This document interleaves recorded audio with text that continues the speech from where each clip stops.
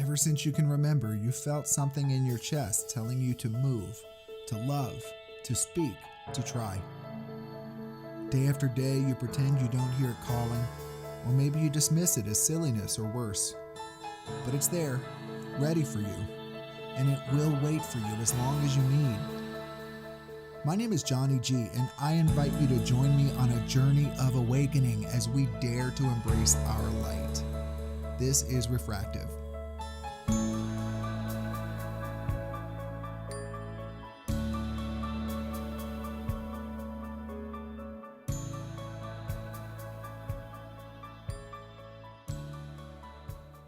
Hello, everyone, and welcome to another episode of Refractive.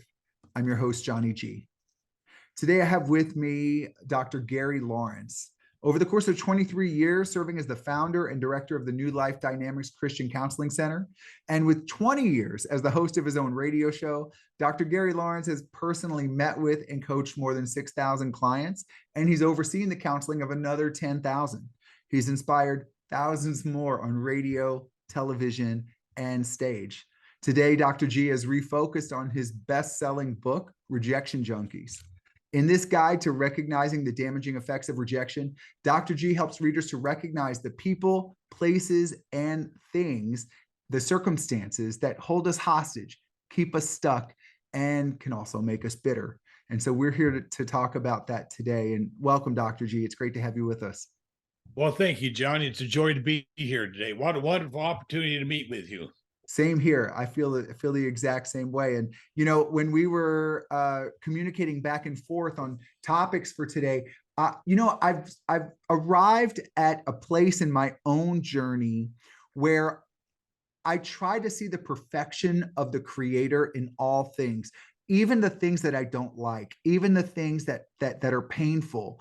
And as I was considering the experiences of rejection that I remember sharply in my own mind, it's an opportunity for me to say, where's the gift in that? Because God's perfection is also in those experiences.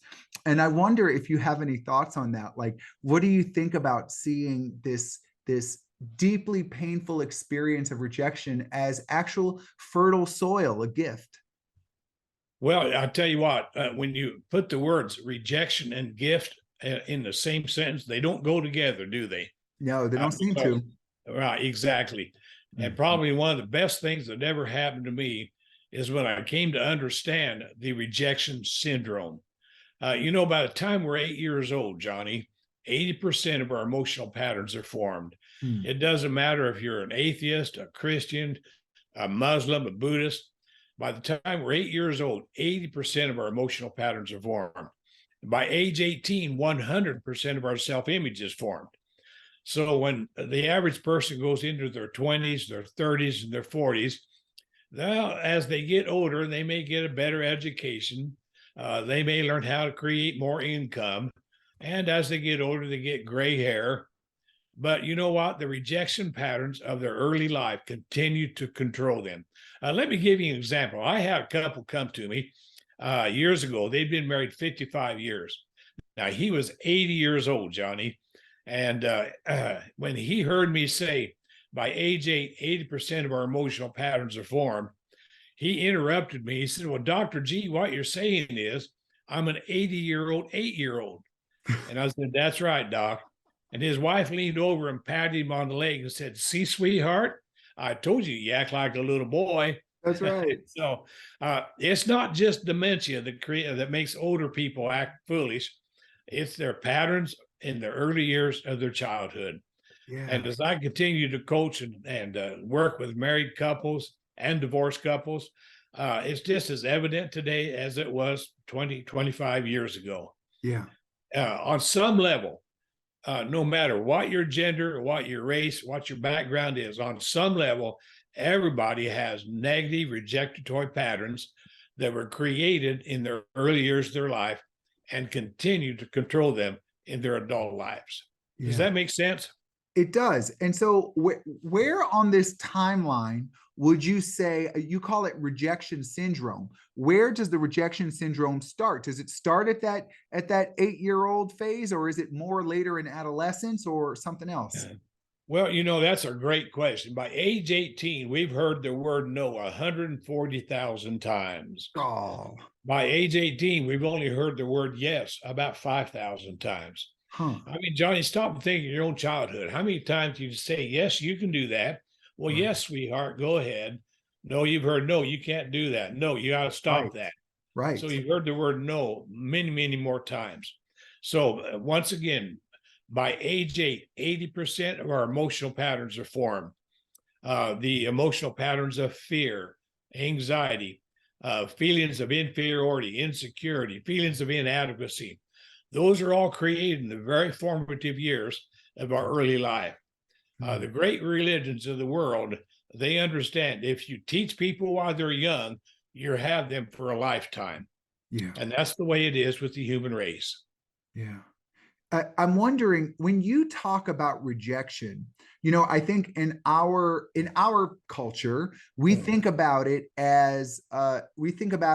through an interpersonal lens of I don't know. I ask a question and I am rejected. But I get the feeling that you're referring to rejection in a broader sense about maybe almost redirection or I don't know. I'm going to stop there. Let me not connect those dots and ask you, when you say rejection, what is the perspective you're considering for this concept? Well, the bottom line is there's two different levels of rejection. There's covert rejection, and there's overt rejection. Okay. Overt rejection is physical abuse, verbal abuse, emotional abuse, obvious disdain towards another individual. It's Okay. very obvious. Okay, that's overt rejection. Now, see, I wouldn't have thought of that. So I Yeah, would not have considered that's what I'm glad you brought that up because I got the sense that we're talking about a wider conception of the word rejection than what right, I typically think of. So abuse, which I can see how that's an aspect of rejection, it's not right, something I would have normally categorized as that. So that's great. That's interesting. right. And the other level of rejection is covert rejection. That's not so obvious. For an example, being nonverbal, raised in an environment where there's no affection shown or demonstrated, being raised in an environment where there's no positive verbalization or reinforcement.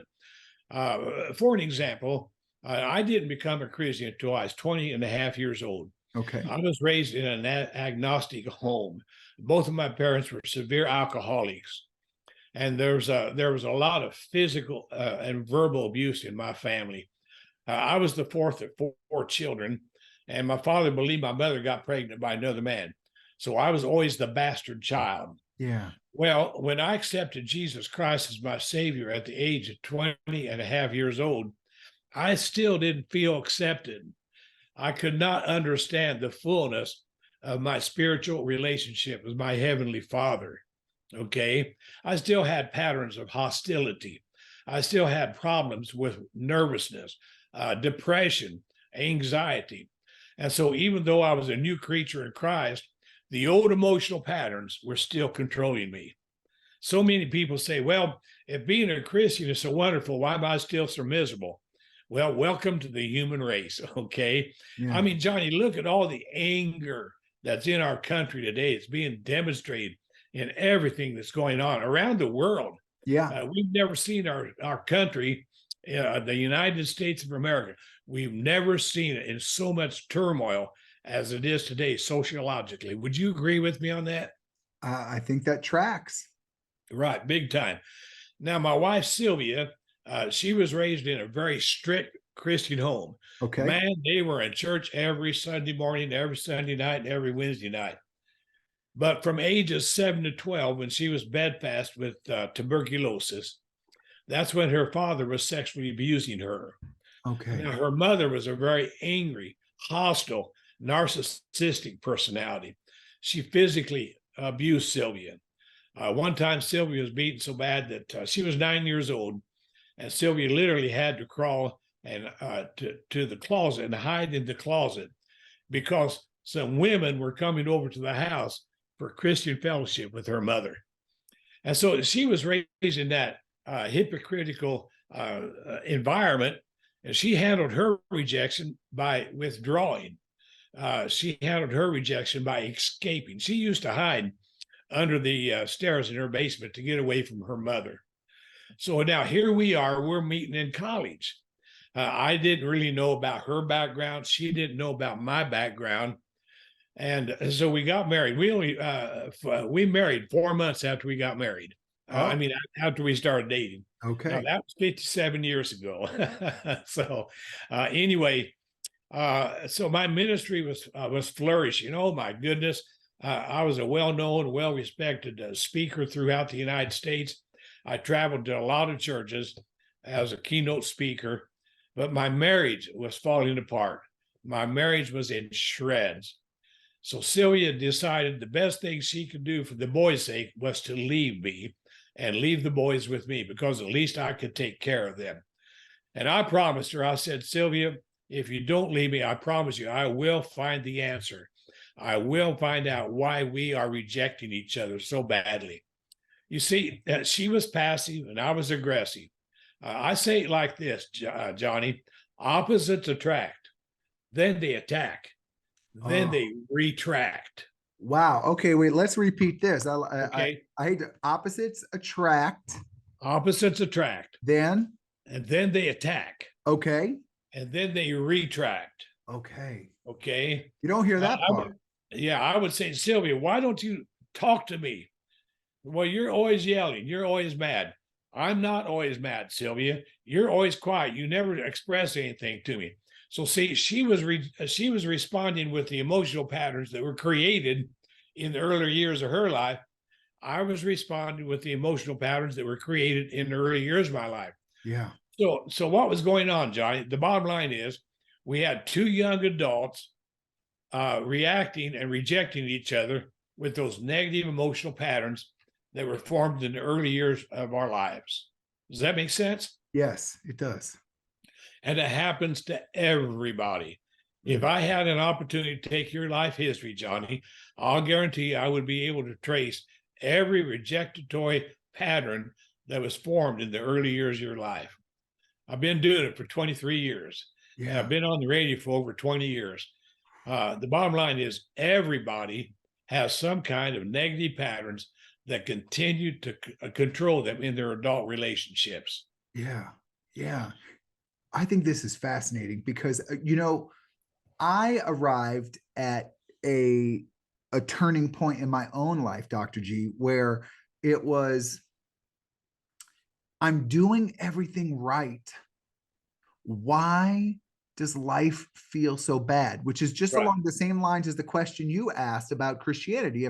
If I've discovered religion and if I feel a relationship with my God, and if I've embarked on this new fertile soil, why does life stink? Right? Like why is life Right. hard? And I've certainly found myself at a similar point to that. And so what do you say to that? Okay. Well, that's a great question. So let me unpack a little bit of that. Okay. Okay. Well, as I look at you and talk with you in this interview, I realized that Johnny G, that you are a body, you are a physical human body, but you're also a spirit. The spirit part of you is that part of you that relates to God. It's that part of you that says, this is right, this is wrong. It's that part of you that is your conscience. So your spirit part of you is sinless and complete, 100%. Okay. Okay. Yes. Yes, I You, agree. but, you, but you don't feel like it, do you? Right. Things feel heavy. Right. That's why the third entity is so important to understand. And that's your soul. Your soul is comprised of three elements. It's your mind. That's what you know to be true. It's your emotions. That's what you feel to be true. Now, when what you know and how you feel are in conflict, your will, your ability to respond to life circumstances is damaged. So instead of responding with genuine love, joy, peace, gentleness, goodness, and faith, instead of having that peaceful experience in life, you respond with anxiety, fear, feelings of insecurity, inadequacy, sexual conflicts, and just go on and on and on and on. So the conflict is not in your body. The conflict is not in your spirit. The conflict, Johnny, is in your soul. That war between what you know to be true and how you feel it to be true. Mm. And it's an ever waging war against each other.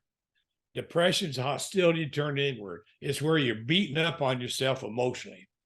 And as long as you are self-focused and you are centered in self-destruction, you're not going to have much of a value in life.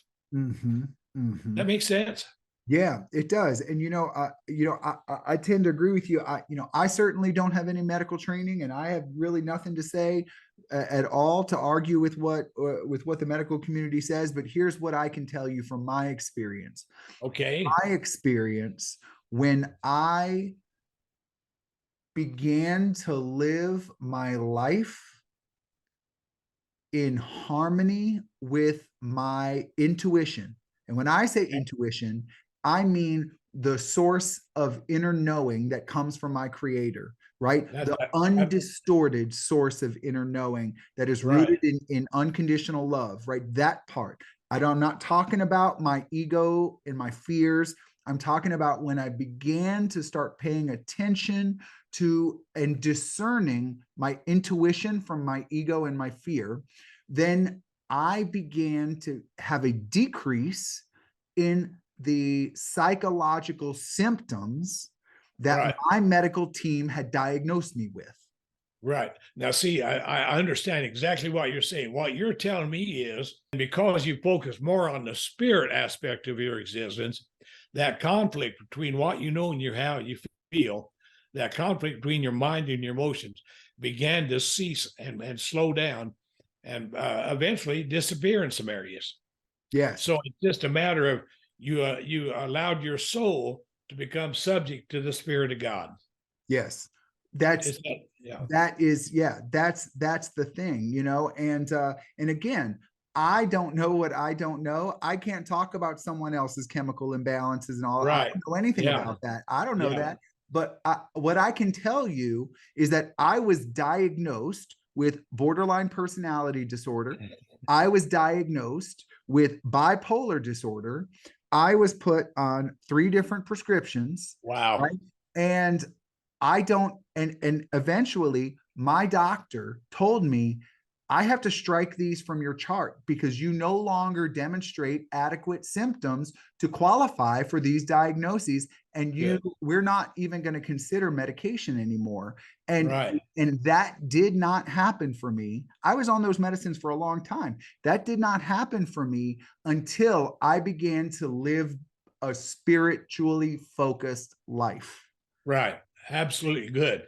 Well, see, now, if you would have come to me in the early stages of your diagnosis, you know how I would have diagnosed you? How? You're a rejection junkie. You are unconsciously, unwittingly hooked on recreating rejection patterns from your past. Tell me about this term that you coined, and it's the title of your book, Rejection Junkies. What do you mean by that? Well, I was raised in an environment of hostility, physical abuse, verbal abuse. For an example, my father never taught me how to praise a wife. My father never taught me how to encourage a wife. He never taught me how to emotionally love a wife. But now he did teach me how to swear at a wife. He did teach me how to yell at a wife. He did teach me how to abuse a wife. And so when I became a husband, I was ill-equipped to be a husband. I had no guidance at all. And Sylvia, on the other hand, because she was sexually abused by her father, when we got married, that was the family secret. I knew nothing of it. And so 3 months after we were married, I was on a road trip, and I was supposed to come home Monday afternoon. But, I was 22 years old and just married, and I wanted to get home to my wife. So I drove and got home late Sunday evening, and she was already in bed. I walked in to the apartment. I took a shower, fixed myself something to eat, and I got in bed, and I cuddled up to her and began to caress her. And Johnny, she literally jumped out of bed so fast, she slammed herself against the wall and fell to the floor. And for the next 4 hours, she sat there with her knees drawn up to her chest, saying, "You can't touch me like that. You can't, don't tell my daddy what you've done. He told me never let another man touch me the way he did." Yeah. That was my introduction to her sexual abuse.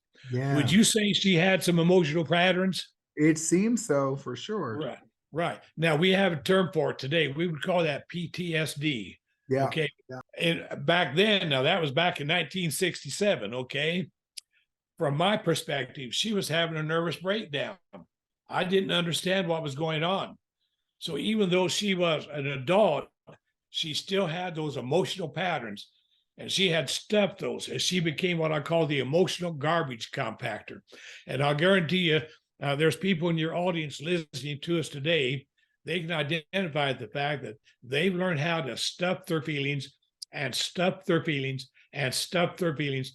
They become totally nonverbal, non-expressive in their relationship with other people, whether they're married or single. Okay. I've learned over the years that no matter who Sylvia would have married, her husband would have become a victim of the second order. Okay.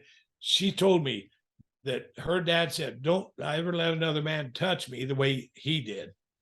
So guess what? I'm her husband. I'm touching her the way her daddy did. Now I'm the villain.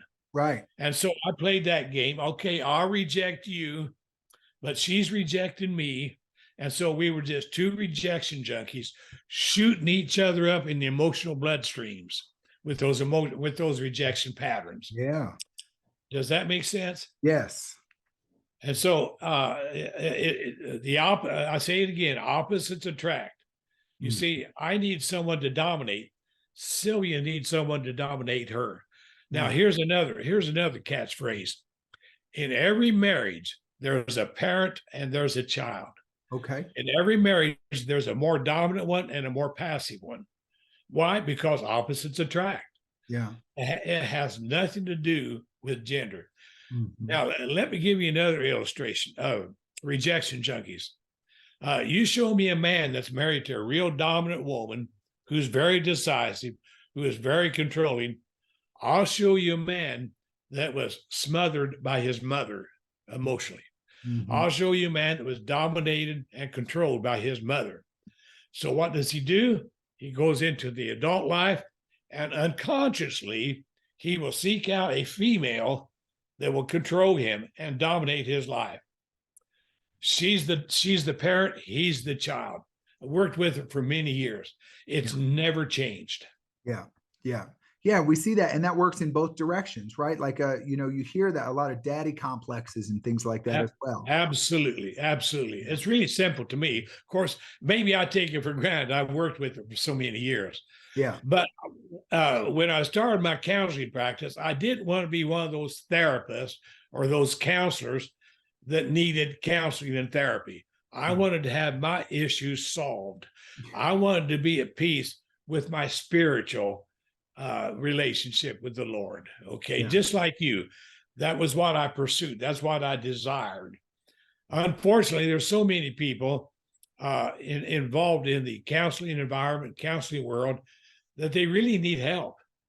And that's why we're living in a world of psychiatric suicide. Man, the pharmaceutical world is pumping drugs into people left and right. If you're a little bit nervous, they give you a drug to calm you down. Yeah. If you got a high energy level, they give you a drug to calm you down. Yeah. Okay. Yeah. If you're depressed, they give you a pill to perk you up. Yeah. And you've seen the ads on TV. Nonstop. We're a nation of drug addicted people. Yeah. Okay. Thank God I learned what I learned, Johnny, and I didn't become addicted to drugs, but I did become addicted to truth. And I was willing to, just like you, set my ego aside, set my pride aside. That wasn't easy to do, Johnny. Okay. I was proud of my pride. Does that make sense? Oh, it sure does. I was proud of my pride. I'm somebody special. I'm not screwed up like my wife was. Okay. I had everything together. The bottom line is my life was falling apart. Yeah. Okay. So does that help you understand why I called my book Rejection Junkies. Yeah, it sure does. And I wonder then, because it's inevitable that we're going to experience this rejection. And I asked you earlier about your broad concept of the word rejection. That's maybe a Right, little bit wider than what we use conversationally today. right, And I almost see rejection as just being unkindness, whether it's unkindness to myself, unkindness to others. It's an act right, of rejection, right? Like I right, separate from you. right, My unkindness is an act of quarantine from me to you, which is equal to rejection, And right. go ahead. I see you want to say something. Well, I love what you're saying there. That word unkindness, yes, that's a Mhm. form of rejection. But let's go on the other side of the scope. How about being too kind? How about being too giving? Yes, Okay. because that's That's a unkind to yourself. right. That's a form of covert rejection. Okay. Okay. Yeah. My wife was too kind. She was too giving. A person that's real passive in their personality, in their childhood, they lost two things as a child growing up. They lost their voice and they lost their choice. Okay. I remember very clearly in the early years of our marriage, I'd ask Sylvia, sweetheart, you want to go out to a restaurant tonight? It's Friday night. Let's go eat out. Okay. I say, great. What restaurant do you want to go to? Oh, I don't care. Wherever you want to go. So I'd pick the restaurant. We'd go to the restaurant. We're sitting down and we're getting ready to order. I say, sweetheart, what are you going to order? Oh, I don't know. Then she say to me, what are you going to order, Gary? And I say, well, I think I'm going to have the Salisbury steak. Okay, that's what I'm going to have. You see, she was always dependent on me to make her decisions to Yeah. the extent that she was so emotionally damaged. She had no concept of how to make a decision on her own. Yes. I was the parent, she was the child. Okay. And the opposite side of that is if the woman's dominant, if she's the critical one, if she's the controlling personality, she becomes the parent, the husband becomes the child. Mm-hmm. Mm-hmm. It's tit for tat. Okay. Okay? And do you see this in non-marriage relationships, like whether Oh, it's siblings or friends, friendships or whatever as oh, well? These same oh, roles? oh, absolutely. I'm glad you brought that up. A lot of passive people will unconsciously seek out relationships and friendships with someone who's going to be the more dominant, decisive personality. It happens all the time. Yeah. Okay. Yeah. All right. Yeah. It So doesn't just have to be marriage. here's the next step then. It's inevitable that we're going to face this rejection, this unkindness from Right. others, right? It's just a part of what we can expect Right. in life. So how do we face that without making it about our self-worth? Okay. I'm so glad you asked that. You can't Mhm. until you come to understand what the rejection syndrome is doing to you and how it's controlling you. Okay. There's a verse of scripture in Hebrews chapter 12, verse 15. It says, look diligently, look very closely, examine yourself very closely, lest any root of bitterness springs up and troubles you and defiles many. The two things that root of bitterness does, it troubles you and defiles many. Okay. Now people say, well, I'm not a bitter person. I'm a kind person. I'm a nice person. Well, bitterness is not a friendly word. Nobody wants to say, well, I'm bitter. Okay. So I understand bitterness is demonstrated with many other emotional reactions. For an example, bitterness is a sense of resentment. You show me someone that you unconsciously or consciously have a spirit of resentment towards, I'll show you someone you have a root of bitterness towards. Okay, bitterness is a sense of abandonment. You show me someone who has abandoned you, I'll show you someone you have a root of bitterness towards. Okay, bitterness is an avoidance. Show me someone you avoid being with, I'll show you someone you have a root of bitterness towards. Bitterness is a sense of loss. Show me someone who has created a sense of loss, I'll show you a root of bitterness. There was a fellow one time in my office here in Phoenix. I asked him a question. Boy, he was a very outwardly bitter young man. And I said, where was your father buried? He said, oh, up in the state of New York. I said, about how far is that from here? He said, about 2,300 miles. And I said, you realize that you are connected to your father's grave with a 2,300-mile long emotional umbilical cord. And so when people come to me for counseling, I have a process I call the emotional surgery, where literally I position them with their intellect and their emotional well-being. I position them to cut those emotional umbilical cords to the past. Yeah. So many people poison their present by carrying the past in their life. Yes. And as a result of that, they destroy the possibility of a healthy future. Yeah. Oh, see, I love this. I love that you bring it to presence because, one of the things, Dr. G, that I've noticed in my own spiritual journey is I've come to see that people who contemplate the spiritual life from any background, from any religion, Right. they all seem to arrive at this same conclusion that fulfillment lies in the present. Right. Even in the Sermon on the Mount, which is one of my favorite spiritual writings, Jesus says, has anybody ever extended their life by 1 minute by focusing, on tomorrow, by worrying about tomorrow, right? It's about, let's look at what's now. And when I look at what's now, I get this opportunity to ask myself questions about what's really true and what is mythology that my psyche is manufacturing, right? What are the stories about what you must really be thinking, about what that person must really be feeling about me, about what was really behind that comment, when in reality, that's all mythology. That's all created by my ego to strengthen my ego. Whereas, if I want to be able to face this inevitable rejection head on without making it about me, it means I have to anchor into what's true.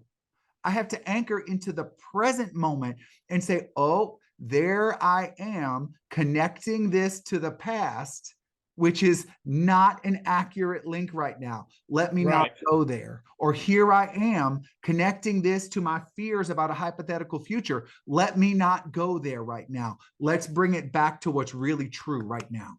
Right. Boy, you and I need to get together, Johnny, and write a book. Because I'm here for it. Yeah, you described that right on. It's like George and Harry. They were good friends, and they loved to play golf together. And one day they got up extra early so they could be out on the golf field at sunrise. And so George teed off, and then Harry teed off. And so George didn't get home till it was almost time for the sun to come down, set down. And his wife said, where in the world have you been? You don't usually play golf this long. And George said, well, we teed off on the first tee. And after Harry teed off, he had a heart attack. And from then on, it was tee off and drag Harry, tee off and drag Harry, and tee off and drag Harry.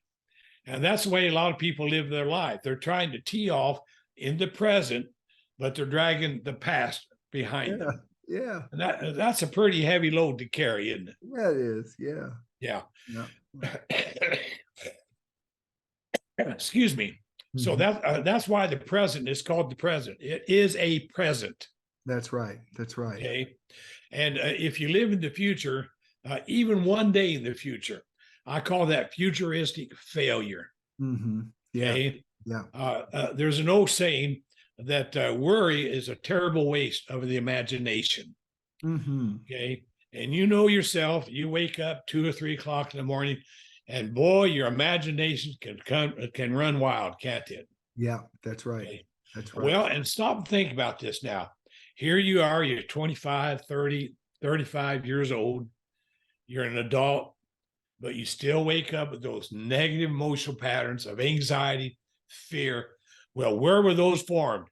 In your early childhood, and they stay with you the rest of your life until you learn how to sever that cord of bitterness, that root of anxiety that troubles you and defiles many. Yeah. It's also what I call the generational pass down. Okay. When I became a father, I knew nothing about being a father. I knew how to make a baby, but I did not know how to rear a child. Sure. And there's a big difference. Okay. And I remember my older son, he's 55 years old now. He was about 4 years old, and I had paddled him one night for something. And I thought, you know what? I was too hard on him. And I couldn't go to sleep that night. And so it was about 2 o'clock in the morning. I woke him up, took him out in the living room, and I had him stand right in front of me, look me right in the eyes. And I said, Dwayne, I need to ask you to forgive me for something. He said, what's that, Daddy? I said, could you please forgive me for hurting your spirit? When I paddled you, I just didn't hurt your behind, but I wounded your spirit and I hurt your feelings. Can you please forgive me? And bless his heart, he started crying, put his arms around me, said, yes, Daddy, I forgive you. And Johnny, that was the day I got on my knees and put my arm around my son. And I said, Heavenly Father, please teach me how to be a father to this boy. Mm-hmm. Teach me how to be the daddy that he needs. You see, I was still responding to that emotional pattern of hostility, anxiety. I started to do to my son what my dad did to me. It's called the generational pass down. Yeah. Okay. And it goes on and on and on.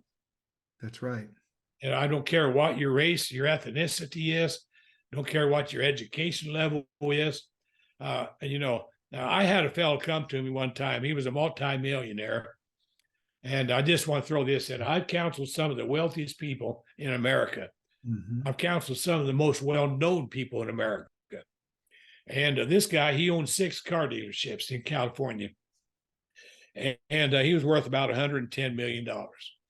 And I came home one day and my wife said, how was your day, sweetheart? And I said, you want me to be honest with you? She said, well, yes. I said, I just feel like a prostitute. She says, what do you mean? I said, well, I just felt like I've been used and left dirty and thrown to the curb. She says, what are you saying? And I said, well, honey, I took this fellow's history today, and he has no intention of following through with anything I'm going to teach him. And the only reason he's going through this counseling is so that he can say in his divorce proceedings, he went for counseling and his wife didn't. Yeah. It's, oh, I see. Yeah. I said, I'm just being used. And one of the commitments I made to myself when I started my counseling practice is that I will not compromise on truth just to create income. Sure. Okay? Money is not going to be my focus. Truth is going to be my focus. And that's when I fired him as my client. Yeah. Okay. Yeah. And so the bottom line is in my book, Rejection Junkies, and by the way, your audience can get my book, Rejection Junkies, at my website. It's rejectionjunkies.com. Uh-huh. And you spell junkies, Junkis, rejectionjunkies.com. The original copy was written in 1996. But in January of 21, Johnny, I had a stroke. Mm-hmm. And I was hospitalized for a good period of time. But I recovered quite well. Thank God for that. But part of my cognitive recovery was to update my book, Rejection Junkies. Well, back in the 60s and 70s, when someone was hooked on drugs, hooked on marijuana, hooked on some kind of drug like cocaine, they were called junkies. You're a junkie. And I thought, well, everybody's hooked on rejection on some level, so they're rejection junkies. Yeah. Whether they're consciously addicted to it or unconsciously addicted to it. Yeah. Does that make sense? Does that explain why I called the book Rejection Junkies? It sure does. Thank you. Thank you, Dr. G. Man, Sure. It's been a pleasure connecting with you today. I think this is a topic that can resonate with a lot of people. At its base, it's something that affects all of us here. And Right. I appreciate you adding your wisdom to Refractive. Well, what a joy to be your guest today, Johnny. My goodness, I can just sense in your spirit that you have made tremendous progress in getting in tune with the real Johnny G. Thank you. Okay.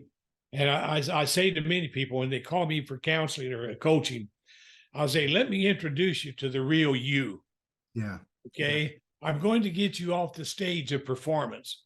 Yeah, and position you in a place where you're no longer tap dancing on the tabletops of other people's lives. that's right. Okay. That's And that's what real freedom is all about. Sometime you and I can do another interview about what makes a real healthy marriage. yeah. Uh, hey, is divorce the final step to take in your life? Divorce happens. I tell everybody the only reason, the only difference between you and I is the fact that my divorce papers weren't signed. Yeah, there you go. Okay.